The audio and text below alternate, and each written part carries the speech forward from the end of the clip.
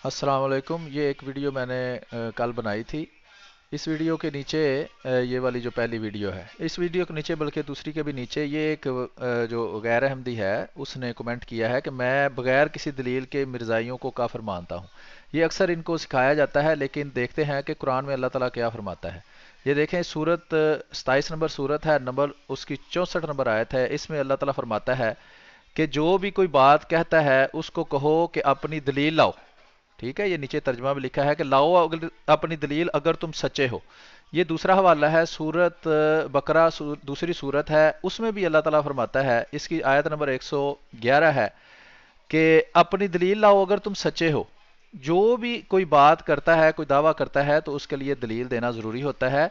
इसलिए मेरी उन गैर अहमदियों से दरख्वास्त है कि मौलवियों की बात मानने की बजाय अल्लाह की बात माने, कुरान की बात माने और दलील लाएं अगर आप सच्चे हैं। बहुत शुक्रिया जी।